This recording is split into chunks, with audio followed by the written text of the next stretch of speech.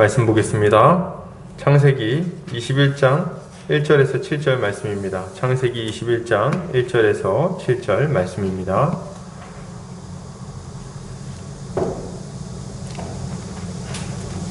제가 봉독해 올리겠습니다. 여호와께서 말씀하신 대로 사라를 돌보셨고 여호와께서 말씀하신 대로 사라에게 행하셨으므로 사라가 임신하고 하나님이 말씀하신 시기가 되어 노년에 아브라함에게 아들을 낳으니 아브라함이 그에게 태어난 아들 곧 사라가 자기에게 낳은 아들을 이름하여 이삭이라 하였고 그 아들 이삭이 난 지 8일 만에 그가 하나님의 명령하신 대로 할례를 행하였더라. 아브라함이 그의 아들 이삭이 그에게 태어날 때에 100세라. 사라가 이르되 하나님이 나를 웃게 하시니 듣는 자가 다 나와 함께 웃으리로다. 또 이르되 사라가 자식들을 젖먹이겠다고 누가 아브라함에게 말하였으리오마는 아브라함의 노경에 내가 아들을 낳아도다 하니라. 아멘. 창세기 21장 1절에서 7절까지 나와 함께 웃으리로다 라는 제목으로 말씀 보도록 하겠습니다. 오늘은 웃음, 기쁨에 대해서 이야기를 함께 나누고자 합니다. 아브라함은 자신에게서 태어난 아들, 곧 사라가 자기에게서 난 아들의 이름을 이삭이라고 지었어요. 이삭이라는 이름의 뜻은 웃음입니다. 웃음. 자기 아들의 이름을 웃음이라고 지은 거예요. 당시의 자녀의 이름은 부모의 신앙 고백이라고 할 수 있는데 아들의 이름을 이삭이라고 지었다는 것은 그가 하나님께 얼마나 크게 감사하고 기뻐했는지를 잘 보여주고 있습니다. 누군가 나이 들면 웃을 일이 별로 없다고 얘기했던 것이 생각이 납니다. 어릴 때는 참 잘 웃죠. 근데 나이 들면 이렇게 웃을 일이 별로 없다는 거예요. 그래서 기껏 웃는 일이 뭐냐 했더니 이제 어린 아기가 이제 태어나가지고 이렇게 뭐 재롱 부릴 때, 이럴 때 이제 웃는다. 뭐 이렇게 얘기를 하셨던 게 생각이 납니다. 어릴 때는 그렇지 않죠. 어릴 때는 참 잘 웃습니다. 그죠? 어릴 때는 뭐 낙엽만 굴러가도 막 웃음이 터지죠. 대단히 좋은 일이 있는 것도 아니에요. 저희 아들도 웃음이 많습니다. 이제 8살인데 뭐 이렇게 웃게 하는 게 굉장히 어렵지 않아요. 뭐 똥 얘기를 한다든지 아니면 뭐 이렇게 방구 얘기 이런 거 하면은 엄청 좋아요. 애들은 이렇게 더러운 걸 좋아하는지 모르겠는데 막 이런 단어만 얘기해도 아주 그냥 웃음 짓고 막 좋아하죠. 근데 나이가 들고 세상을 살다 보면 웃고 기뻐하기보다는 오히려 우울해하는 경우가 훨씬 더 많아지는 것 같습니다. 그래서 개그맨이 굉장히 힘든 직업이라고 그러잖아요. 남들 웃기는 게 쉽지 않다는 거예요. 잘 안 웃는다는 얘기죠. 왜냐면 세상살이가 너무 힘들어요. 세상살이가 너무 힘들고 여러 가지 어려운 일들이 우리 인생에는 계속해서 찾아오기 때문입니다. 돈에 대한 압박도 있고, 그리고 뭐 건강에 대한 압박도 있고, 직장 문제도 있고, 결혼 문제도 있고, 가정에서의 여러 복잡다단한 문제들도 있고, 정말 참 문제도 많고 걱정거리도 많은 거죠. 그러다 보니 점차 얼굴에서 여유가 사라지고 웃음도 사라지고 도리어 근심이 차오르게 되는 것입니다. 이게 세상 사람들이 세상을 살아갈 때 일반적으로 경험하게 되는 일들인 거예요. 그런데 여러분, 세상은 이런 방식으로 살고 이것이 아주 자연스러운 일이지만 신자는 그렇지 않습니다. 성도는 나이가 들어도 또 나이가 뭐 어리나 나이가 많으나 상관없이 그 안에 아주 큰 기쁨과 웃음이 넘치는 자라고 말할 수 있는 거예요. 정말 그렇습니까? 정말 그런가요? 이렇게 뭐 화면을 보면서 지금 어떻습니까? 지금 뭐 웃음이 좀 넘치나요? 어려움이 다 없어집니까? 그래서 이렇게 웃음이 넘치고 기쁜 걸까요? 성도들이? 그렇지 않죠. 그것은 아닙니다. 어려움이나 뭐 문제 이런 것들이 세상 사람들과 비교해서 봤을 때 확 없어졌다. 뭐 그렇게 말할 수는 없을 것 같아요. 그러나 신자는 이 어려움이 사라지지 않았음에도 불구하고 그것 때문에 크게 걱정하고 염려하고 낙심하고 그러지 않는다는 겁니다. 신자 안에는 어느 누구도 빼앗을 수 없는 기쁨이 자리하고 있습니다. 어느 누구도 빼앗을 수 없는 기쁨, 그것이 다 깊숙한 곳에 있어요. 잠깐 막 근심해도 그 기쁨을 의지해서 다시금 막 이렇게 일어나고 이 근심을 떨쳐버릴 수 있는 거죠. 이 빼앗을 수 없는 기쁨, 그 견고한 기쁨이 신자의 인생 전체를 복되고 웃음 넘치는 인생으로 만들어주는 거죠. 근데 여러분, 정말 그거 아십니까? 신자는 그래서 이렇게 얼굴을 보면 딱 알아요. 이렇게 웃음이 넘치고 기쁨이 넘쳐요. 딱 보면. 그래서 얼굴 딱 봤을 때 너무 우울하고 어둡다. 그랬을 때, 야, 신앙이 지금 참 어렵겠구나. 뭐 이런 생각을 하기도 하는 거죠. 딱 얼굴 보면 아는 거예요. 좀. 얼굴, 저 보면 좀 느껴지나요? 좀 이렇게 웃음이 막 아주 그냥 아닌가요? 뭐 어쩔 수 없어요. 자.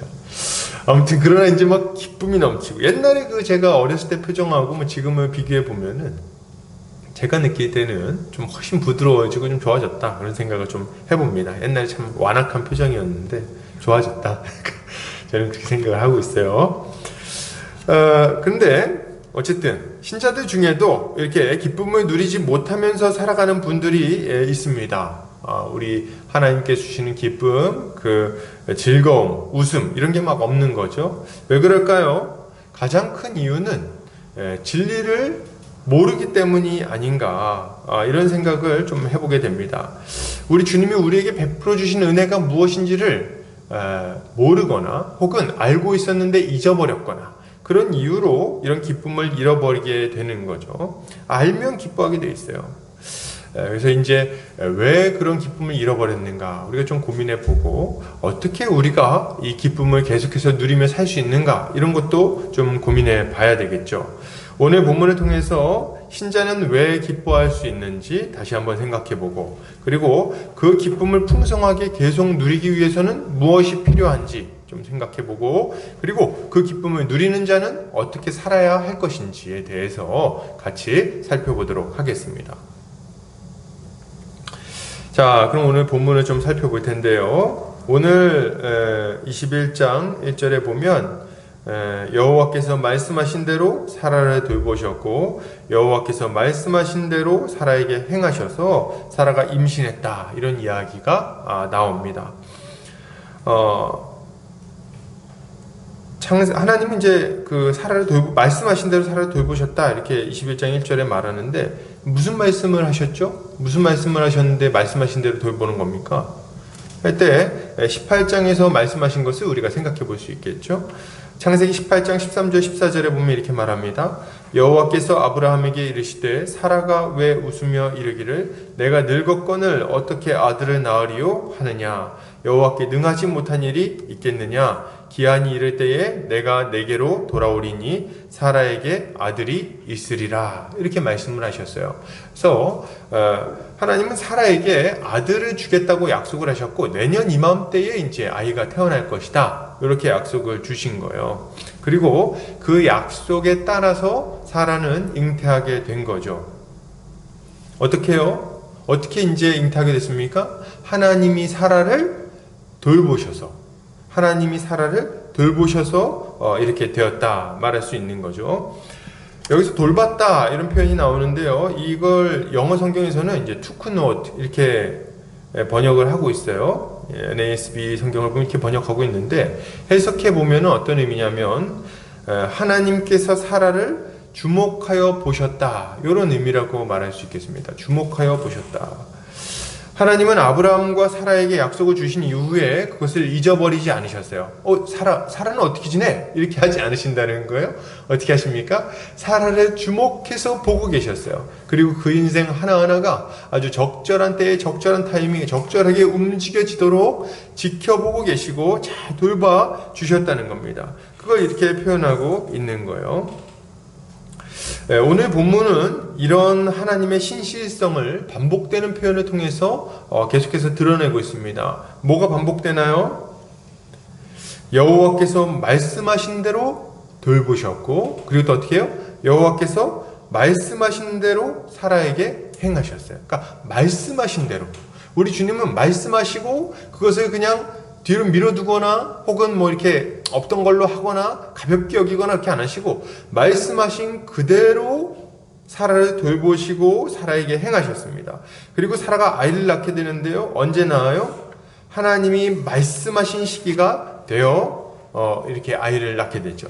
이 모든 표현은 하나님께서 자신의 말씀에 얼마나 신실하게 신실하게 그 말씀을 이루어 가시는지, 그 약속을 이루어 가시는지를 아주 잘 보여주고 있는 표현인 거예요. 근데 이 상황을 좀 생각해 보면 참 이 표현이 재밌다. 하나님이 신실하게 말씀하신 대로 이루어 가신다. 이 표현이 재밌다. 이런 생각을 해보게 됩니다. 왜냐하면 하나님이 사라에게 말씀하신 다음에 그 말씀이 이루어지기까지의 그 상황을 살펴보면은 말씀하신 대로 이루었다. 이렇게 딱 와닿지가 않아요. 그 순간순간의 상황을 살펴보면. 이 평탄하게 이루어지지 않았다는 거예요. 무슨 말입니까?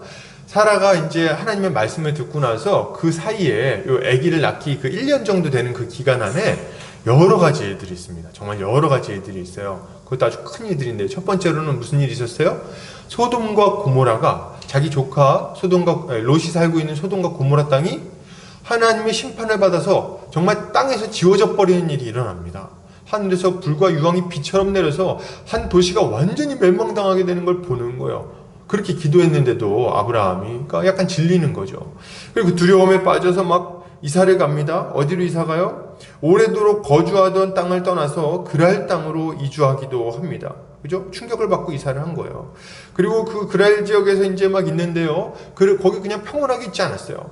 그랄 지역으로 이주한 다음에는 그랄 왕 아비멜렉이 또 사라를 데리고 갑니다. 그러니까 사라 입장에서는 기가 막힌 경험을 두 번이나 하게 되는 거예요.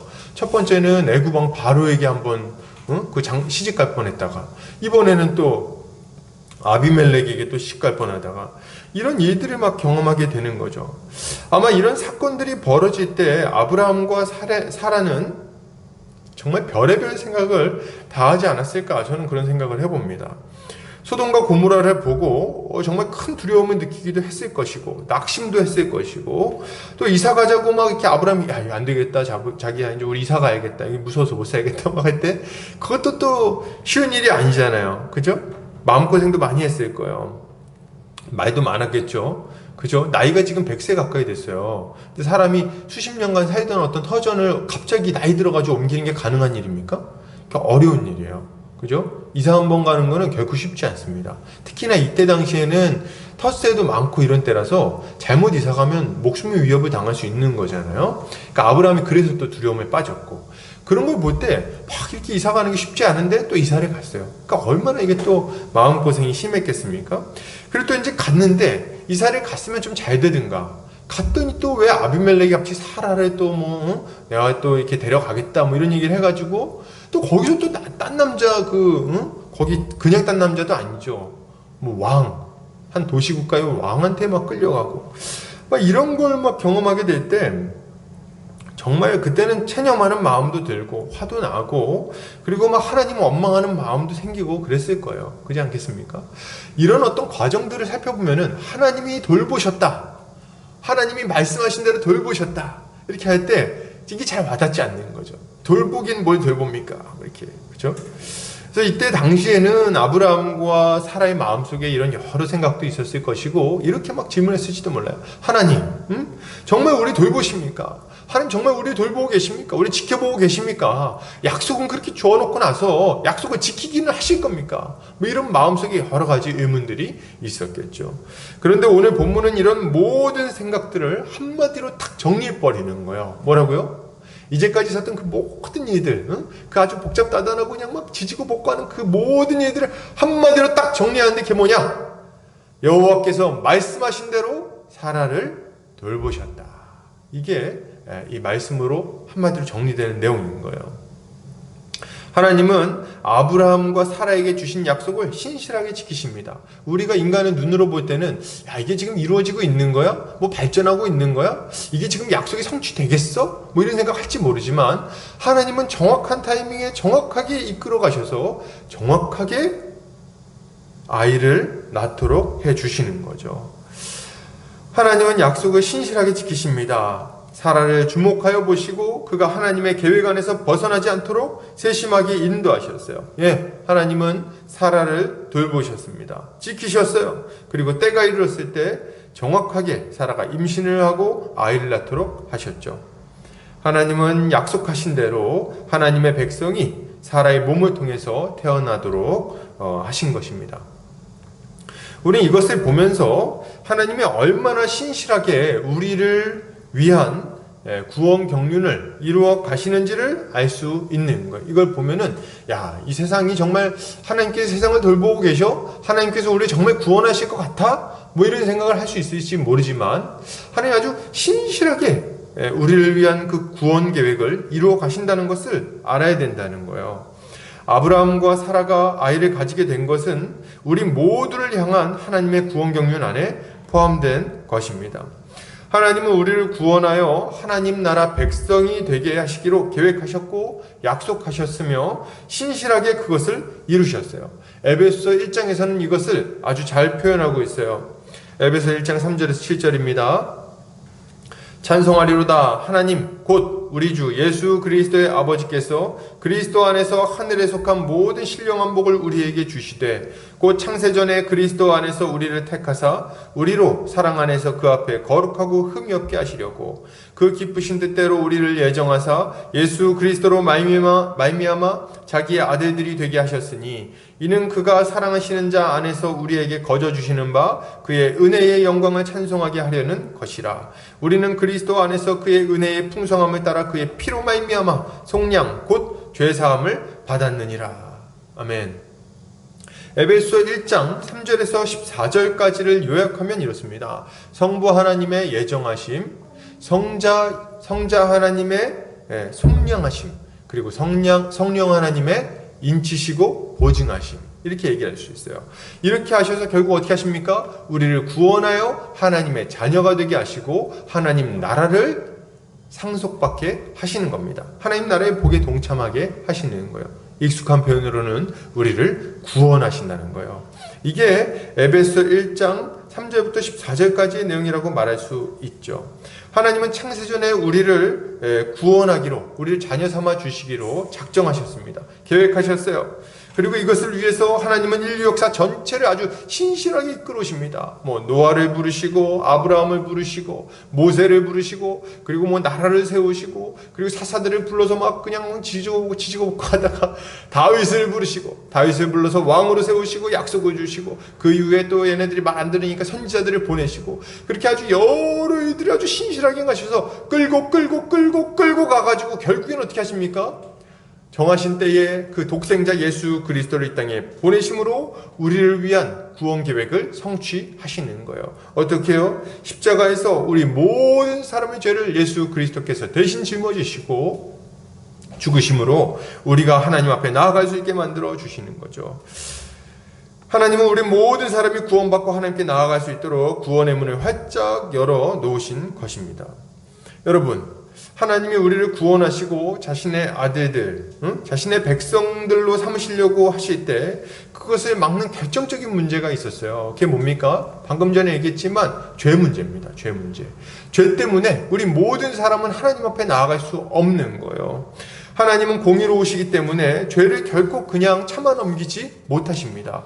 죄에 대해서 심판하셔야만 되는 거예요. 하나님은 이 문제를 해결하셔야만 되는 겁니다. 문제는 그러니까 인간 쪽에서는 이 죄의 문제를 도무지 해결할 방도가 없어요. 왜냐하면 우리는 태어나면서부터 아담 안에서 죄인으로 태어났을 뿐만 아니라 매 순간순간 하나님 앞에 범죄하며 살아가는 자들이기 때문에 그렇습니다. 마음으로부터 우리의 행동까지 모든 것이 다 하나님 앞에 죄된 것이죠. 인류 역사 가운데 그 어느 누구도 하나님 앞에 의롭다고 말할 만한 자가 없었어요. 하나님이 원하시는 수준으로 의롭게 사는 자, 죄를 안 짓고 하나님께 순종하며 사는 자가 없었습니다. 하나님 나라를 상속받고 하나님 나라의 복에 동참할 만큼 의롭게 산 자가 하나도 없다는 거예요. 많은 사람이 완전하고자 노력했지만 치성을 드리기도 하고 돌을 닦기도 하고 애를 써봤지만 그러나 그 어느 누구도 하나님이 원하시는 수준의 그 의를 이룬 자가 없었다는 거예요. 인류 역사를 살펴보면 실패의 역사입니다. 이거는 이방인들뿐만 아니라 유대인들도 마찬가지예요. 실패하고 노아도 실패하고 아브라함도 실패하고 모세도 실패하고 심지어는 다윗까지도 실패했어요. 모든 사람이 다 실패했습니다. 실패하고 또 실패하고. 그래서 결론은 뭡니까? 성경은 이렇게 고발하고 있어요. 로마서 3장 10절 기록된 바 의인은 없나니 하나도 없으며 한 사람도 의인이 없었어요. 한 사람도 하나님 앞에 나아갈 만한 사람이 없는 거예요. 한 사람도 자기 의로 하나님께 나아가 구원을 얻을 만한 자가 없다는 겁니다. 생명을 얻을 만한 자가. 우리도 마찬가지죠. 그래서 우리도 소망 없이 살아가고 있었던 겁니다. 죄인으로 태어나서 죄만 짓고 살다가 결국에는 영원한 멸망에 들어갈 수밖에 없는 자가 바로 우리였어요. 그럼 비참한 존재. 그런데 이게 웬 말입니까? 참 여러분 멸망 생각해 보셨습니까? 이렇게 그냥 잘 이렇게 살다가 영원한 멸망에 떨어진다. 영원한 지옥이라니요. 저는 이거 생각만 하면 아주 소름이 끼칩니다. 한 천년이나 만년, 천년 만년 길지만 언젠가 이 심판이 끝난다면 참 좋겠는데 그렇지 않다는 거예요. 천년이고 만년이고 백만년이고 상관없이 그런 것들로는 비교할 수 없는 그 영원한 시간 동안 그 영원한 불지옥 가운데 들어가게 된다는 걸 생각하면 정말 저는 오금이 저립니다. 우리 모두가 그런 처지에 있었다는 거예요. 그런데 여러분, 하나님은 이런 우리를 구원하겠다고 약속을 하신 겁니다. 할렐루야. 그리고 이 죄의 문제를 해결하기 위해 우리를 돌보셨죠. 이 문제를 해결하려고 우리 돌보신 거예요. 우리 영원한 멸망에 들어가서 정말 빠져나올 수 없는 그 불지옥 가운데 고통당하는 것을 그냥 참아보지 못하시고 그 어떻게든 좀 건져보려고 인류 역사를 막 끌고 가신 거예요. 그래서 그 절정에 자기 독생자를 내주십니다. 그렇게 해서 우리를 거기서 끌어내신 거예요. 세상에. 주님은 이 땅에 오셔서 우리를 향한 하나님의 구원 사역을 아주 신실하게 이루시죠. 그분은 우리를 구원하기 위해 우리의 죄를 다 짊어지셨어요. 그리고 죄 없으신 그분이 십자가에 달리심으로 우리가 받아야 될 죄의 형벌을 다 받으셨습니다. 하나님의 진노를 십자가 위에서 다 한 몸에 다 받으시고 그로 말미암아 비참한 저주의 죽음을 죽으신 거예요. 그리고 그분의 그 죽으심으로 말미암아 우리의 그 죄의 대가가 지불되었고 그로 말미암아 우리는 하나님 앞에 나아갈 수 있는 삶길이 열리게 된 것입니다. 이것이 하나님의 은혜요, 하나님의 돌보심인 거죠. 놀랍게도 이 하나님의 은혜에 동참하는 방식도 참 놀랍습니다. 그건 뭡니까? 우리 열심히 살아서 이 은혜에 동참합니까? 아니요, 그렇지 않아요. 오직 믿음으로 믿기만 하면 누구나 이 하나님의 은혜를 받아 누릴 수 있게 되었다고 성경은 증언하고 있는 거예요. 만약에 행위를 통해서 예수 그리스도의 공로를 받을 수 있었다면 그것은 별로 좋은 소식이 아닐 겁니다. 우리 가운데 몇 명만 좀 열심히 사는 몇 명만 구원받았을지 모르겠어요. 그런데 하나님은 이 구원의 복을 행위를 따라서 주시는 것이 아니라 믿음을 따라서 주신다고 약속하신 거예요. 믿음이라는 방식으로 이 복에 동참하게 하신다는 겁니다. 그러니 우리가 좀 잘 사나 못 사나 상관없이 누구든지 예수 그리스도의 이름을 간절히 부르기만 하면 그 사람은 예수 그리스도의 그 공로를 힘입어 하나님 앞에 나아갈 수 있게 된 거예요. 이게 얼마나 큰 소식입니까? 얼마나 기쁜 소식이에요. 이건 아브라함에게만 해당하는 얘기가 아니에요. 갈라디아서에서 바울은 이렇게 말합니다. 갈라디아 3장 9절 그러므로 믿음으로 말미암은 자는 믿음이 있는 아브라함과 함께 복을 받느니라. 아브라함이 대단히 열심히 살아가지고 구원을 받았습니까? 대단히 열심히 살아가지고 복을 받았냐는 거예요. 아니요, 그렇지 않습니다. 아브라함은 참 부족한 자였고 아내를 막 이렇게 누이라고 거짓말까지 하는 자였지만 하나님의 그 은혜를 믿음으로 말미암아 의롭다함을 얻었고 그것으로 인해서 이 복에 동참하게 되는 거예요. 그러므로 여러분, 이제 누구든지 예수를 믿고 그를 주라 고백하는 모든 이들은 아브라함과 함께 의롭다함을 받아 하늘의 복에 동참할 수 있게 된 겁니다. 누구든지 믿기만 하면 누구든지 하나님의 자녀가 되어 천국을 상속물로 받게 되는 거예요. 우리는 바로 이 은혜에 동참하여 영원한 생명 안에 들어간 자들인 겁니다. 이 은혜에 들어간 자들인 거예요. 신자 안에 있는 이 흔들리지 않는 기쁨, 견고한 기쁨, 아무도 빼앗을 수 없는 그 기쁨은 뭐냐면 우리가 믿음으로 말미암아 예수 그리스도의 그 공로를 받았고 그로 말미암아 죄 용서함을 받았고 그로 말미암아 하나님께 완전히 용납받았으며 그로 말미암아 하나님의 자녀가 되었고 이제 하나님 나라의 복에 동참할 수 있는 자가 되었다는 거예요. 이것이 우리 안에 있는 기쁨의 가장 근본적인 원인, 그 누구도 빼앗을 수 없는 기쁨의 원천인 것입니다. 할렐루야. 이게 우리 안에 있는 거예요. 그러니까 아무리 이 땅에서 좀 어려움이 찾아오고 지지고 먹고 그냥 낙심할 일이 있고 그래도 우리가 잠시 좀 걱정할지는 몰라. 그러나 그럼에도 불구하고 그걸 그냥 털털 털어버리고 그리고 담대하게 기뻐하며 웃으면서 살아갈 수 있는 겁니다. 어떻게 보면 이 땅에서의 삶을 굉장히 가볍게 여기면서 살아가는 거예요. 어떤 면에서는. 그죠? 왜 그렇습니까? 우리에게는 영원한 생명이 보장되었기 때문에 그렇습니다. 하나님께서 신실하게 이 우리를 향한 이 구원 계획을 다 이루셨어요. 그리고 우리에게 그 선물을 딱 주셨으니 우리가 어떻게 안 기뻐할 수 있냐는 거죠. 뭐 이 땅에서의 그 짧은 생, 이거 뭐 그렇게 지지고 볶고 막 그냥 일희일비하면서 막 울고 막 좋아했다 울었다 막 그렇게 합니까? 그냥 약간 여유 있게 말이죠. 살짝 웃으면서 좋구나 그냥 감사하면서, 좀 안 좋은 일이 생기면 아유 어떡하지? 좋아질 거야 이렇게 하고 그냥 탁 넘겨내는 거, 이게 신자의 모습인 거죠. 여러분, 인생에 정말 여러 가지 어려움이 있는 거 저도 압니다. 왜 없겠어요? 뭐 누가 아프기도 하고 뭐 재정적으로도 크게 낙심할 일도 있죠. 근데 그런 일들이 찾아올 때, 그래서 우리가 이제 기쁨을 잃어버릴 것 같을 때, 너무 마음이 막 그냥 이렇게 눌릴 때, 그럴 때 이렇게 한번 생각해 보시면 좋겠습니다. 까짓 거 까짓 거 구원과 관련된 일도 아닌데 구원과 관련된 일도 아닌데 툭툭 털어버리세요. 구원과 관련된 일도 아닌데, 그죠? 좀 가난합니까? 까짓 거 좀 어떻습니까? 이 땅에서 뭐 한 30년 40년만 한 50년만 가난하면 돼. 그러면 이제 영원히 그냥 아주 그냥 부자로, 표현 좀 이상한데 아주 부유하게 아무것도 부족함 없이 영원히 살 건데 뭐 한 50년 뭐 어떻습니까? 좀 약간 가난하면 가난한 대로 사는 거지. 좀 누구한테 욕 먹을 일이 있나요? 그것 때문에 좀 약간 걱정이 됩니까? 욕 좀 먹죠 뭐. 비난을 좀 당하면 어떻습니까? 누가 날 너무 괴롭혀요. 막 너무 나를 그냥 막 나 욕하고 그냥 뒷담화하고, 그것 때문에 마음이 어렵습니다. 그만 어려워하세요. 왜요? 괜찮아. 그건 뭐 얼마 안 걸려요. 길어봐야 얼마나 갑니까? 10년? 20년? 20년 동안 누가 막 괴롭힙니까? 끝나요. 곧 있으면 이제. 그러니 우리는 이런 것들 가지고 기뻐하고 슬퍼하고 낙심하고 막 기쁨을 잃어버리고 막 이렇지 않는 거예요.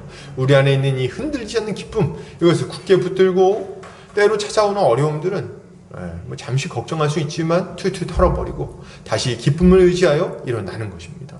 이렇게 할 때 우리 주님은 우리 안에서 계속해서 끊임없이 기쁨이 샘솟도록 해 주실 거예요. 이것을 믿고 기쁨을 누리는 성도님들 되시기를 주의 이름으로 축복합니다. 계속해서 보겠습니다. 신자는 그러면 이 기쁨을 어떻게 이 기쁨을 빼앗기지 않고 계속해서 누리면서 살 수 있을까요? 그거 한번 좀 살펴봤으면 좋겠는데요. 계속해서 좀 보겠습니다. 아브라함은 이제 보면은 4절에 보면 그 아들 이삭이 난 지 8일 만에 그가 하나님이 명령하신 대로 할례를 행하였더라, 이렇게 나오고 있어요. 그래서 아들 이삭이 태어난 지 8일 만에 할례를 행합니다. 하나님의 명령대로. 어떤 분들은 왜 태어나자마자 할례를 안 하고 할 거면 빨리 하지 8일이나 지나서 하는가 뭐 생각하실 수도 있는데요. 몰라요. 이렇게 8일 만에 하라고 하나님이 명령하셨어요. 이렇게 8일 만에 해라 이렇게 말씀하셨어요. 혹자는 뭐 이렇게도 얘기합니다. 이제 과학적으로 뭐 보면은 8일째 되는 때에 이 상처가 빨리 아문다 그러더라고요. 그래서 이제 그때 그게 수치가 제일 높아진대요. 이 아물게 하는 수치가. 신기하죠? 그래가지고 그때 이렇게 딱 자르면은 빨리 회복이 된다고 얘기하시는 분도 있습니다. 뭐 제가 생각할 때 이게 중요한 문제는 아닌 것 같아요. 중요한 것은 뭡니까? 이 하나님의 명령대로 아브라함이 할례를 행했다는 겁니다. 지금 아브라함이 이삭에게 할례를 행한 것은 하나님의 백성이 어떻게 하나님이 주신 기쁨과 복을 계속해서 누릴 수 있는지를 보여주는 표현입니다. 이 할례라는 이 행위 자체가 어떻게 이 복을 계속 누릴 수 있는가를 알려준다는 거예요. 먼저 할례를 행한다는 것이 어떤 의미를 가지고 있는지 좀 생각해 볼 필요가 있습니다. 전에 한번 살펴봤지만 좀 관점을 바꿔서 생각해 볼게요. 첫 번째 의미는, 할례의 첫 번째 의미는 우리가 하나님의 백성된 것이 우리의 공로로 이루어지는 것이 아니라, 우리의 열심, 선행 이런 걸로 이루어지는 것이 아니라 오직 하나님의 은혜로 된다는 것을 알려주는 것입니다. 할례는 남자의 그 성기 표피를 자르는 행위인데 이것은 성기 자체를 자른다는 의미를 가지고 있어요. 성기 자체를 자른다는 의미를 가지고 있어요.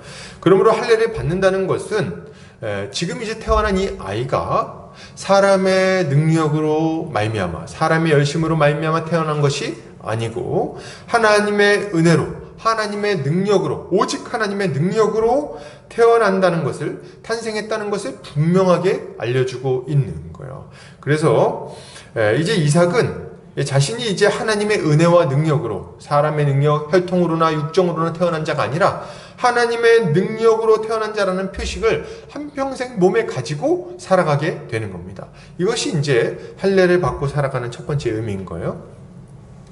이것은 신자가 하나님의 백성으로서 참 자유와 기쁨을 누리면서 살아가기 위해 뭘 믿어야 되는가를 알려주는 겁니다. 뭘 믿고 살아가야 돼요?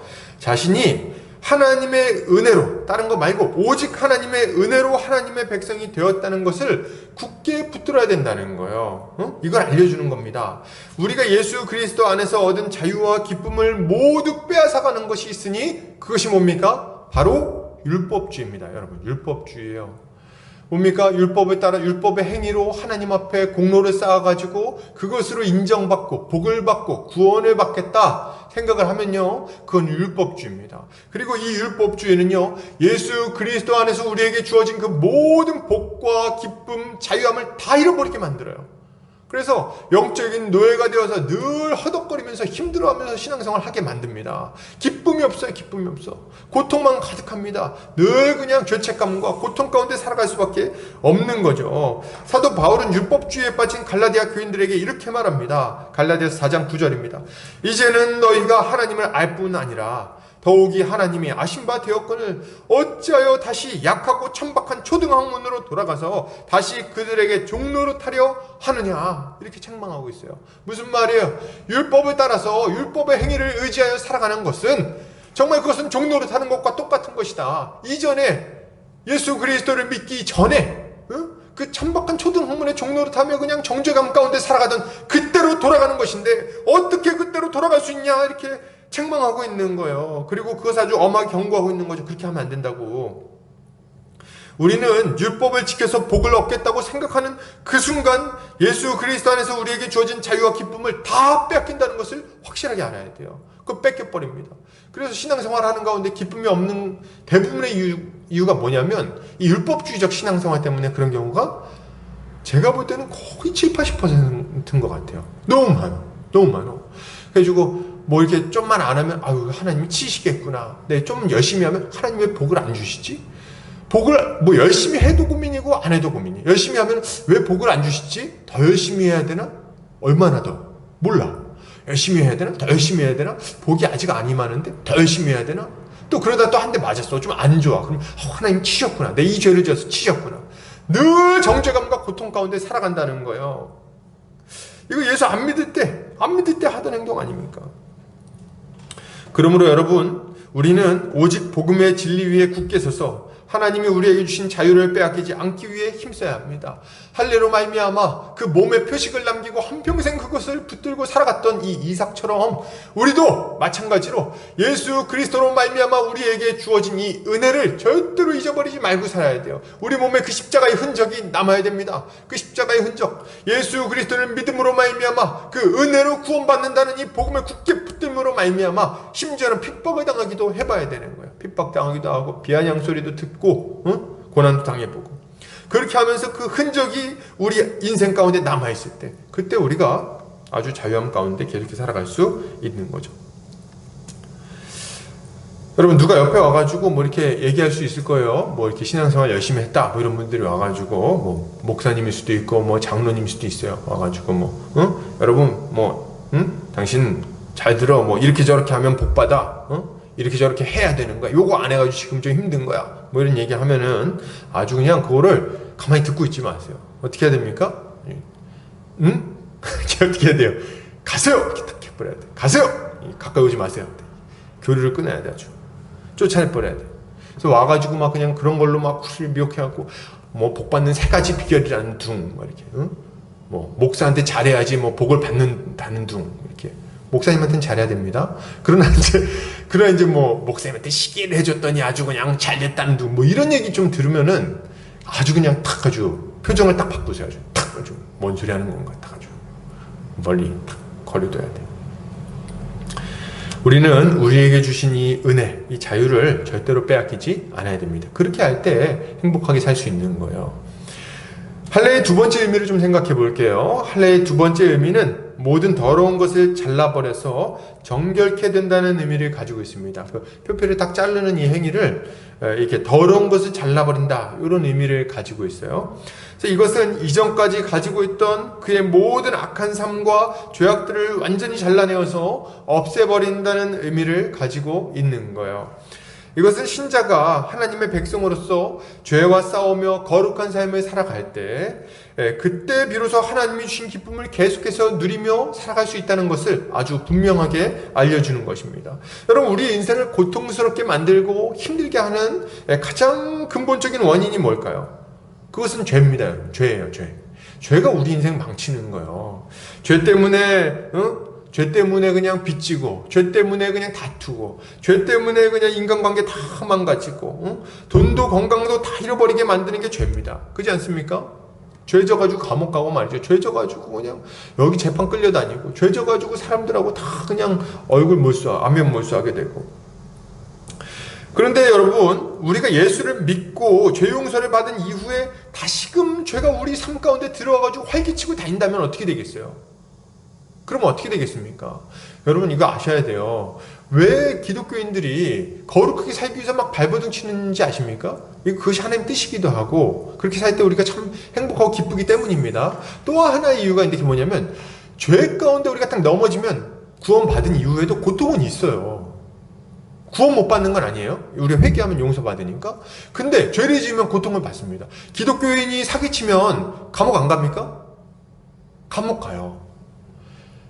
기독교인이 바람피고 막 간음을 행하면 어떻게 돼요? 그러면 아주 가정이 평안합니까? 예수 믿으니까? 아니라는 거예요. 아니라는 거예요. 예수를 믿고 나서도 죄를 범하면요, 여전히 우리 가운데는 아주 큰 고통이 찾아오게 되어 있습니다. 너무나도 당연한 일이에요. 그런데 이것을 가볍게 여기고 죄 가운데 살아간다면요, 그러면은 우리는 이 죄악된 삶의 대가를 반드시 지불하게 되어 있습니다. 그 고통 가운데 살아가게 되는 거예요. 예수 그리스도를 믿음으로 말미암아 주어진 그 자유함과 기쁨과 그 모든 사주의 은총, 이런 것들 있잖아요. 그 자유함, 그 기쁨, 이런 거 잃어버린다는 거예요. 우리는 그렇기 때문에 다시 죄된 삶으로 돌아가지 않기 위해서 거룩의 싸움을 아주 치열하게 싸워야 됩니다. 이게 우리에게 필요한 거예요. 이때 우리에게 이 싸움을 싸울 때 아주 중요한 한 가지 싸움의 도구가 있는데, 그게 뭐냐면 믿음이에요. 믿음. 어떤 믿음이요? 우리가 예수 그리스도 안에서 완전히 새로운 존재가 되었다는 것을 믿는 믿음이요. 이 믿음이 필요해요. 고린도후서에서 바울은 말합니다. 고린도서 5장 17절이요. 그런즉 누구든지 그리스도 안에 있으면 새로운 피조물이라. 이전 것은 지나갔으니 보라 새 것이 되었도다. 이렇게 말하고 있어요. 보라 새 것이 되었도다. 이전 것은 지나갔고 이제 새 것이 되었다. 완전히 새로운 피조물이 되었다. 여러분, 이걸 믿어야 돼. 이걸 믿어야만 우리가 거룩의 싸움을 싸울 수 있습니다. 제가 이렇게 보면요, 죄를 지을 때 우리의 그 마음 상태는 거의 이렇습니다. 어떤 식이에요? 이거 나 원래 이게 죄 지을 수밖에 없어. 아유, 이건 어쩔 수 없지 이런 마음. 죄를 지을 수밖에 없다는 어떤 그런 생각, 믿음. 여기서부터 죄를 자연스럽게 짓는 어떤 행위가 나오는 거예요. 누구랑 싸우고 막 욕을 막 했나요? 그럴 때 내 성격이 원래 이래. 이런 생각을 하는 거예요. 성격이 원래 그런 게 어디 있습니까? 그건 죄입니다. 나 원래 이렇게 아주 다혈질이야. 그 다혈질은 예수 그리스도와 관계가 어떤 관계가 있는 거예요? 아니요. 우린 예수를 믿음으로 말미암아 완전히 새로운 피조물이 됐습니다. 이 죄성을 우리가 완전히 찍어 누르고 새로운 성품을 가지게 되었어요. 어떤 성품이요? 예수 그리스도의 성품. 그걸 우리가 갖게 된 것입니다. 우리가 이걸 믿고 내가 새로운 존재가 되었구나. 믿고, 그리고 이 존재에 합당한 삶을 살려고 애를 써야 되는 거예요. 그럼 어떻게 됩니까? 그러면 죄를 멀리할 수 있어요. 그리고 의로운 삶을 점차 살아나갈 수 있게 되는 겁니다. 이 거룩한 싸움의 이 비결은요, 우리의 생각 속에 있는 거예요. 이 생각이 중요하다. 생각이 중요하다. 그래서 우리는 이것을 믿고 이 싸움을 싸워야 되는 거죠. 마지막으로 할례의 세 번째 의미를 좀 생각해 볼 텐데요. 할례의 세 번째 의미는 할례를 받은 자가 세상과 구별되어 거룩한 하나님의 백성에 속하게 되었다는 것을 뜻합니다. 하나님은 아브라함에게 할례를 받으라고 명하시면서 너에게 속한 모든 남자는 할례를 받으라고 명령을 하세요. 이것은 할례를 어떤 표식으로 삼는 겁니까? 하나님의 백성의 표식으로 삼는 거예요. 그래서 그 범주 안에 들어가는 표식이 되는 겁니다. 그리고 그 할례는 지금으로 치자면 세례라고 말할 수 있어요. 세례를 통해서 뭐가 되는 겁니까? 하나님의 백성의 표시를 가지고 하나님 백성 안에 편입되어 그 안에서 복을 누리며 살아가게 되는 거죠. 이것은 신자가 예수 그리스도 안에서 교회가 되었음을 알고 교회 안에 거하며 교회로 살아갈 때 하나님이 주신 기쁨을 계속해서 누릴 수 있다는 것을 알려주는 것입니다. 여러분, 할례 받은 자는요 어떻게 살아가요? 그 할례 받은 이 하나님의 백성들 안에서 그들과 함께 교제하며 그들과 함께 은혜를 누리며 말씀에 순종하며 살아가는 거예요. 지금으로 치자면 세례를 받은 자들, 그러니까 하나님의 거룩한 백성, 성도들, 그 성도 안에 들어간 자들이 이 복을 계속해서 누리며 살아갈 수 있다는 겁니다. 여러분, 우리는 어떻게 세상의 유혹과 시험을 이기고 계속해서 거룩하게 죄와 싸우며 의의 길을 걸어갈 수 있을까요? 어떻게 이렇게 살아갈 수 있습니까? 한 가지 분명한 건 뭐냐면 우리가 혼자서는 결코 이 길을 계속 걸어갈 수 없다는 거예요. 너무 분명한 일이에요. 본인 한번 돌아보세요. 혼자 있을 때 무슨 짓 하는지. 혼자 있을 때 정말 신앙생활 막 잘합니까? 한 달 동안 교회도 안 나가고 성도들도 안 만나고 세상 사람들만 만나고 살아가는데 거룩하게 살 수 있어요? 장담하는데요, 목사도 안 됩니다. 그 목사도 안 돼요. 우리는 형제 자매와 연합하여서 서로 사랑으로 섬기며 살아갈 때, 서로 부대끼고 서로 격려하고 막 권면하고 이렇게 살아갈 때 비로소 끝까지 믿음의 삶을 살아갈 수 있는 거예요. 우리 개개인은 약합니다. 조그마한 일에도 쉽게 흔들리고 넘어지죠. 얼마나 쉽게 흔들리는지 몰라요. 이럴 때 우리를 붙들어주고 일으켜줄 형제 자매가 없다면 그것은 정말 너무 불행한 일일 거예요. 내가 너무 힘들고 신앙적으로 그냥 낙심해갖고 탁 그냥 엎어져 있어. 일어날 힘이 없어. 그런데 누군가 우리 손에 붙들어가지고 일으켜주고 우리를 위해서 기도해주고 우리를 붙들고 울어주고 때로는 권면해주고 책망해주고 격려해주는 이런 일이 없다면 정말 그것은 불행한 일일 거예요. 우리가 그렇다면 어떻게 하나님의 복을 계속 누릴 수 있겠습니까? 어떻게 우리의 인생 가운데 기쁨과 웃음이 넘칠 수 있겠어요? 안 되죠, 안 돼. 너무 외로워. 일단 너무 외로워. 내가 하나님한테 은혜를 받아가지고 그걸 막 나누고 싶은데 나눌 사람이 없어요. 누구랑 나눌 거예요? 그 형제 자매들이랑 다 나누는 거 아닙니까? 나누면 어떻게 돼요? 은혜를 나누면 은혜가 배가 됩니다. 와, 난 이런 은혜를 받은, 쟤는 저런 은혜 받았구나. 우와, 서로 얘기를 하면서 막 은혜가 배가 되고 더욱 커지고 그것이 마음속에 깊이 새겨지게 되고 말이죠. 그걸 힘입어서 또 살아가고 때로는 이렇게 은혜를 힘입어 살아가다가 또 넘어질 때가 있잖아요. 그러면 어떻게 해요? 난 넘어지면 또 이제 누구한테 기도 부탁할 거예요. 누구한테 내 사정을 얘기할 거예요. 누가 지금 내 마음을 알아줄 거냔 말이에요. 형제 자매들 빼고 누가 있습니까? 내 신앙 상담은 누구한테 할 거예요? 불신자 한테 할 거예요? 가가지고 안 되잖아요. 다 붙들고 얘기할 거 아니에요. 언니라면 언니 나 지금 요새 힘들어. 나 지금 요새 신앙생활 참 힘들어. 야, 이번에 이렇게 했는데 이런저런 또 실수를 했네. 어떻게 하면 좋냐? 나 좀 기도 좀 해줘. 나 기도하는데 마음이 답답하다. 깔깔하다. 뭐 얘기할 수 있잖아요. 그러면 이제 그 얘기도 나 기도할게. 걱정하지 마. 예수님이 널 아직 사랑하시잖아. 하나님 살아계셔. 걱정하지 말고 회개해. 주님 붙들어 주실 거야. 회복시켜 주실 거야. 이런 얘기를 막 해줘야 되는 거 아닙니까?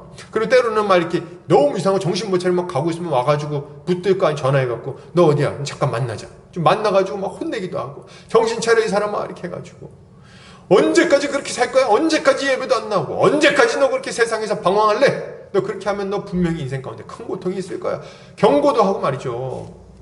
그래야지 우리가 정신 차리고 겁도 먹고 우리 겁도 먹잖아요. 때로 이렇게 막 하면 너 그렇게 하다 하나님 치신다 뭐 이런 얘기 뭐 들으면 좀 우리 또 겁이 많아가지고 또 아유 그래 그럼 교회나 한번 나가야겠구나 이렇게 생각하고 돌아오는 거 아니에요.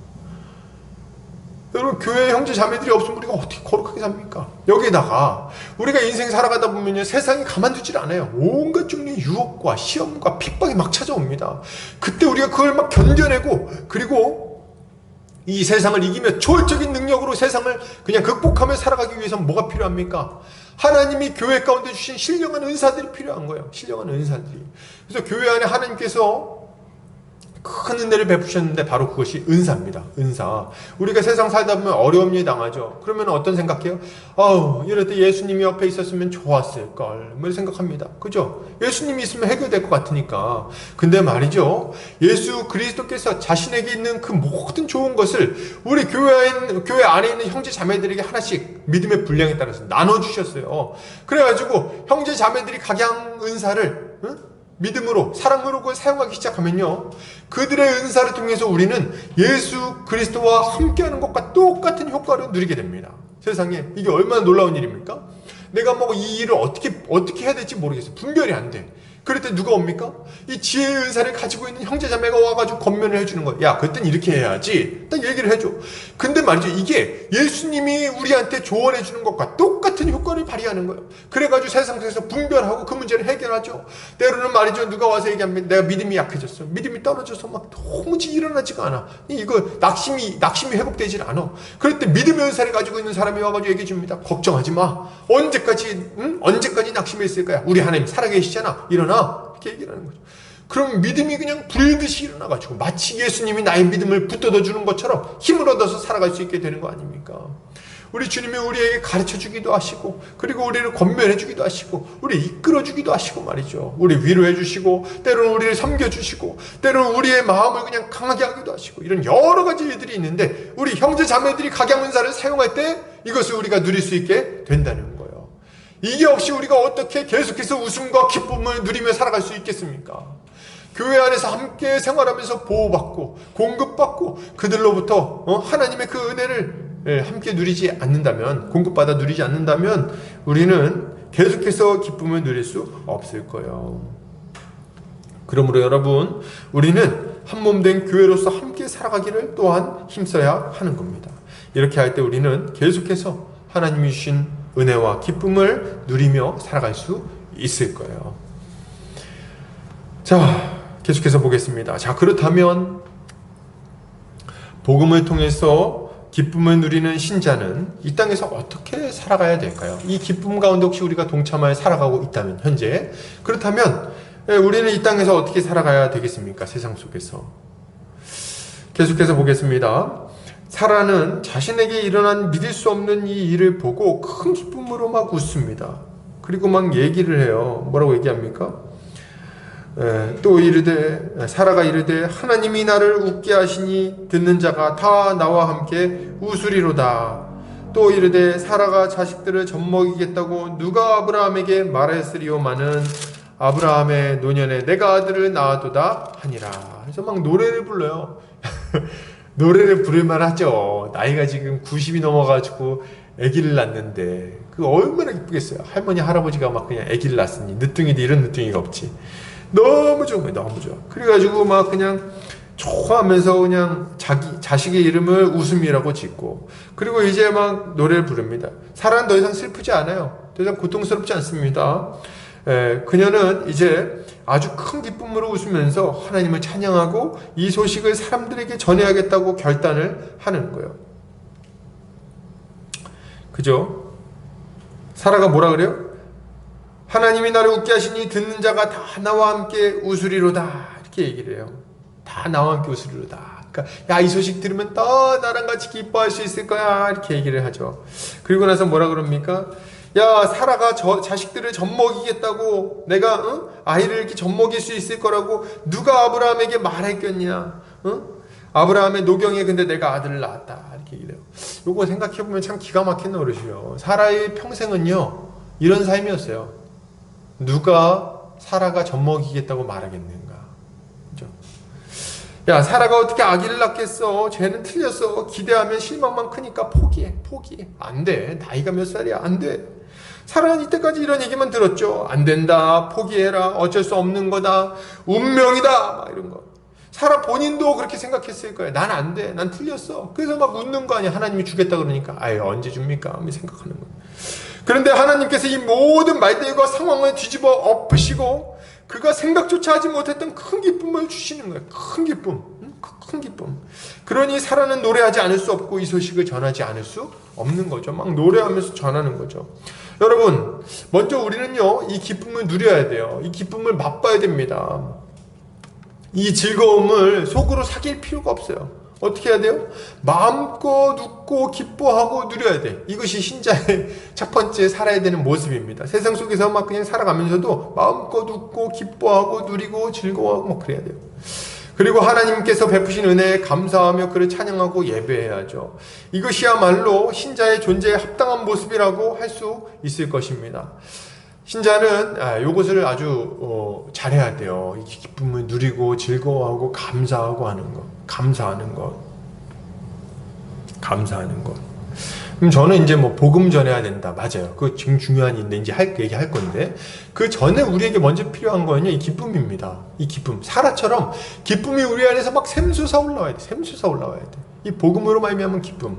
그래가지고 누가 우리를 보면요, 야, 도대체 쟤는 뭐가 저렇게 기뻐? 뭐가 저렇게 좋아? 나랑 그렇게 별다르게 다른 것도 없는 것 같은데 왜 저렇게 행복해? 뭐 이런 생각을 뭐 해야 된다는 거죠. 딱 봤을 때. 왜요? 분명히 쟤도 분명히 시험을 앞두고 있고 쪼들리는 게 분명한데 항상 여유가 있어 보여. 그걸 보면 항상 미소가 있고 항상 다른 사람들 도와주려고 그러고 자기도 바쁜데 어떻게 저렇게 가능하지? 그렇게 하는데도 힘들어 보이지 않고 후회하는 것 같지 않고 인생이 좀 평안하고, 이게 어떻게 그렇게 가능한 거야? 어떻게 쟤는 항상 기뻐? 시험에 붙어도 기쁘고 떨어져도 기쁘고 결혼을 해도 기쁘고 결혼을 안 해도 기쁘고 어떻게 된 거야? 이런 생각이 안에 있어야 되는 거죠. 그리고 그렇게 궁금하면요, 나중에 자기 인생이 정말 이렇게 막 아주 궁핍해질 때, 인생이 힘들 때 그 사람을 찾아갑니다. 그리고 물어보는 거예요. 자기야, 나 요새 너무 힘들다. 자기는 뭐가 그렇게 좋아? 물어보는 거예요. 이게 돼야 돼. 근데 왔는데 난 너무 힘든데 이렇게 얘기할 때 그 위로해 준답시고, 야, 나도 진짜 죽겠어. 맞아. 이렇게 나도 이제 죽지 못해 살아. 맨날 그럴 거예요. 그러면 무슨 복음이 전파가 됩니까? 안 되는 거죠.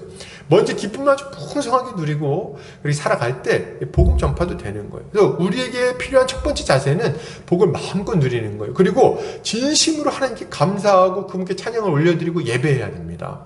그러면요, 이거는 자연스럽게 튀어나오게 돼 있어요. 여러분 주변의 형제자매들 가운데 믿음 좋은 형제자매들 보세요. 대부분요 특징이 있어. 뭐냐면 뭐 좋은 일 있으면 하나님 아버지 감사합니다. 이게 아주 탁 튀어나옵니다. 이 은혜 나누면 너무 잘해. 그래서 뭐 이렇게 뭐 요새 뭐 좋은 일 있으면 나 이번에 세상에 집에 갔는데 저녁에 고등어를 엄마가 후원했잖아. 하나님이 이거 내가 먹고 싶은지 알고 이렇게 준비해 놓으신 거예요. 뭔 일만 있으면 하나님이 은혜 베푸셨대. 집에 고등어 엄마가 구워놨는데 이게 하나님의 은혜라고. 아주 그냥. 뭐 저렇게 시험이 잘 되면 하나님이 그냥 나를 은혜 베푸셔가지고 그냥 요거 어떻게 나 참 부족한 사람인데 요거 잘 붙게 해주셨어. 하나님한테 너무 감사해. 또 떨어졌는데 뭐라 그래? 근데 막 여유가 있어. 너 떨어졌는데 뭐가 이렇게 기쁘니? 나 떨어졌는데 하나님이 내 마음을 위로해 주셔가지고 크게 힘들질 않아. 난 너무 감사해. 맨날 감사해. 그냥 맨날 감사해. 그래가지고 말이죠, 이렇게 항상 하나님께 감사와 찬양, 그분께 대한 그 경배, 이게 마음속에 있는 사람은요, 이게 습관이 된 사람은요 아주 자연스럽게 복음을 또 전하게 되는 거예요.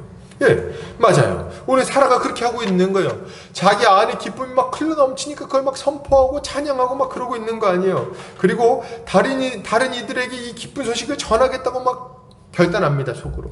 어떻게 알아요? 이렇게 얘기하잖아요. 이 소식을 나와 함께 듣는 자들마다 나와 함께 웃을 거야, 뭐 이렇게 생각을 하는 거예요. 사라는 전하겠다고 생각을 했어요. 분명해요. 왜요? 이 기쁜 소식이 그들에게도 한없이 기쁜 소식이 되어서 그들도 웃게 할 것이 분명하기 때문에 그렇습니다. 여러분 생각해 보세요. 우리는요, 좋은 게 있으면 막 전하게 돼 있어요. 그렇지 않습니까? 좋은 게 있으면 전합니다. 특별히 자신이 그 좋은 걸 직접 경험했으면요, 더 전하게 돼 있어요.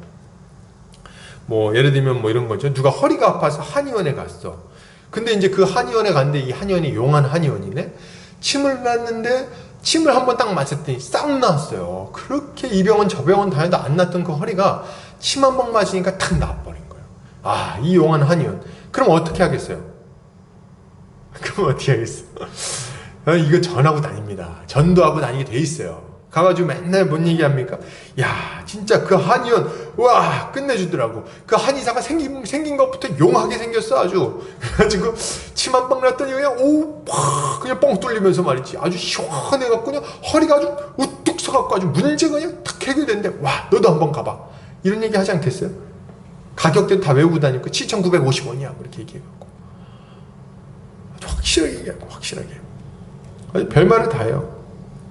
왜 이렇게 하는 거예요? 일단 자기가 좋으니까 좋은 마음으로 전하는 거고, 그러니까 내가 좋으니까 막 그냥 전하고 싶은 마음이 있는 거고, 또 하나는 또 한의사한테 고마워서 전하는 것도 있어요. 그 한의사는 고쳐주면 고마워 좀 팔아주려고 이렇게 하는 것 좀 있죠. 또 하나 또 뭐가 있어요? 아픈 사람들을 좀 돕고 싶은 마음에 또 전하게 돼 있어요. 나같이 똑같이 고생하고 있는 사람들, 아우 요거 막 가기만 하면 해결되는데 그 얘기하고 싶은 거예요. 그렇지 않아요? 비누 가지고 뭐 비누 하나 효과 봐도 얼마나 얘기를 하고 다녀요. 내 피부가 좋아졌다면 비누 그냥 얼마나 얘기하고 다닙니까? 그렇다면 여러분, 예수 그리스도로 말미암아 소망 없던 내 인생에 소망이 생기고 기쁨이 생기게 되었는데 그것을 어떻게 안전할 수 있냐는 거예요. 안전할 수 있습니까? 지금 예수를 믿고 내 인생이 막 바뀌었어. 내 인생에 여유가 생겼고 그 인생이 아주 꽉 막혀있던 그 문제들이 막 해결됐어. 그 죄책감, 거기서부터 오는 그 눌림, 이런 것들이 해결돼 버렸어. 그러면 어떻게 안전할 수 있냐는 거예요. 예수를 믿기만 하면 인생이 달라지는데 누가 막 여기 옆에 와서 막 신세한탄합니까? 언니 나는 참 인생이 힘들다. 아유 힘들어. 참 뭐 이렇게 쉽게 하나 가는 게 없냐. 인생이 왜 매운탕이야. 막 이렇게 얘기하는 거 있잖아요. 인생이 왜 매운탕이야. 맨날 맵기만 해. 힘들어. 이런 얘기 들으면요, 세상 사람들이 조언 비슷합니다. 야 나도 힘들어. 아우 야 나도 힘들어. 너만 힘든지 알아? 세상 살이 다 그런 거지 뭐. 야 힘들어. 왜 너 지금 힘든 건 네가 잘못한 거야. 네 팔자야 임마. 이렇게 얘기하는 거죠. 네 팔자야. 기껏 한다는 말이 뭐예요? 네 팔자야. 못 고친다 이거잖아요. 그건 결국엔 팔자면은, 그죠? 한평생 그냥 그렇게 살아야 된다는 거 아니야? 네 팔자니까. 세상에서 한다는 얘기가 그거 위로한답시고 그게 무슨 말입니까? 그게 뭐 하는 말입니까? 그게 팔자는 무슨 팔자입니까? 근데 신자는 다르다는 거예요. 팔자 같은 소리 안 합니다. 신자는 뭐라 그래요? 아니 너 예수 믿어. 너 예수 믿으면 인생 달라져. 예수 한번 믿어봐. 예수 그리스도를 믿으면 너 인생이 정말 뻥 뚫린다. 이렇게 막 얘기를 해줄 거 아니에요. 그죠? 그리고 우리가 생각하는 뻥이랑 거기 생각하는 뻥이 좀 다를 수는 있어요. 그래 이제 어쨌든 뻥 뚫리죠. 뭐 이런 얘기만 해주는 거예요. 너 인생이 정말 좋아질 거야. 너 그 죄 문제 해결해야 돼. 회개하고 예수님 믿어. 예수님한테 와. 어? 예수님이 너 용서해 주시고 받아주시고 새로운 힘도 주실 거야. 예수님한테 와. 어? 그리고 우리가 너랑 같이 있어줄게. 같이 있어야지 힘을 내야지. 일로 와. 이렇게 얘기를 해줄 수 있어야 될 거 아니에요. 뭔가 답이 있어야 될 거 아니에요. 신자는 이 답을 가지고 있다 이거예요. 신자는. 복음에는 능력이 있어요. 복음에는 능력이. 바울은 말합니다. 로마서 1장 16절. 내가 복음을 부끄러워하지 아니하노니 이 복음은 모든 믿는 자에게 구원을 주시는 하나님의 능력이 됨이라. 먼저는 유대인에게요. 그리고 헬라인에게로다. 아멘. 모든 믿는 자에게 구원을 주시는 하나님의 능력이 된다. 이걸 믿는 거예요, 우리가. 그러니까 복음을 전할 수 있습니다. 누가 이렇게 보면요, 막 낙심해 있습니까? 얘기하세요. 저 분명히 예수 믿으면 달라질 텐데. 가정이 좀 무너져 있나요? 예수 믿으면 달라질 텐데. 뭐 병 때문에 막 크게 고통하고 막 낙심하고 두려움 가운데 빠져 있습니까? 예수 믿으면 달라질 텐데. 달라질 텐데. 뭐 그 본인들은 얘기할 수 있어요. 누가 내가 좋아질 거라고 얘기하겠어? 내 인생 내가 봐도 망했어. 내 이번 생, 이생망이야. 이번 생은 망했어. 뭐 좋아질 거 없어. 난 빚이 벌써 3억이 넘고 나는 벌써 뭐가 있고 막 그냥 난 신용불량자에다가 내 인생이 좋아지지 없어. 친구들이랑 관계 다 끊어졌어. 내가 좋아질 게 뭐가 있겠어. 몸도 아파. 내 인생은 틀렸어. 얘기하는 사람들에게 우린 얘기해 줄 수 있는 거예요. 뭐라고요? 예수를 믿으면 달라진다. 생명을 얻을 수 있다. 너에게도 새로운 기쁨이 넘칠 것이다. 이삭이 될 것이다. 이삭이 될 것이다. 너의 인생은 웃음이 넘치게 될 거야. 얘기를 할 수 있게 되겠죠. 우리가 이 확신이 있어야 돼요. 그죠? 우리도 달라졌잖아요. 누가 우리 인생이 좋아질 거라고 생각했겠습니까? 우리도 생각 안 했는걸요. 난 그냥 뭐 대단하게 살기는 어렵고 그냥 비리비리하게 이렇게 살다가 가는 거야. 이번 생은 그냥 이 정도지 뭐. 이게 우리 생각인 거죠. 근데 말이죠. 예수를 믿으면 달라집니다. 우리 달라졌잖아요. 우리 안에 기쁨이 생겼지 않습니까? 영원한 생명을 얻었지 않습니까? 그러니 우린 믿음으로 이것을 또 다른 이들에게 전해야 되는 거예요. 감사한 것은 이 소식을 듣는 자들마다 어떻게 된다는 거예요? 나와 함께 웃으리로다. 이게 참 기쁜 소식이에요. 나와 함께 웃으리로다. 여러분 옆에 있는 형제 자매들 사랑하십니까? 이 소식을 전하시기 바랍니다. 함께 웃게 될 거예요. 함께 그 인생의 고통에서 벗어나 참된 기쁨, 즐거움을 누릴 수 있게 될 겁니다. 결론을 드립니다. 여러분, 신자는 십자가 복음을 믿음으로 말미암아 그 영원한 기쁨에 동참한 자들입니다. 죄와 사망의 권세는 예수 그리스도로 말미암아 완전히 무너졌어요. 슬픔과 고통도 우리를 사로잡을 수 없습니다. 이제 우리는 이 영원한 소망을 가지고 기쁨을 누리며 이 땅에서 하나님의 뜻에 순종하고 또 이 기쁜 소식을 전하며 살아갈 수 있습니다. 이렇게 살아갈 때 우리 주님은 우리의 인생 가운데 계속해서 끊임없이 기쁨을 주시고 또 기쁨이 흘러넘쳐서 주변에 있는 자들에게까지 흘러가도록 만들어 주실 거예요. 한 주간도 주의 은혜로 이 기쁨을 누리고 승리하는 성도님들 되시기를 주의 이름으로 축복합니다. 기도하겠습니다.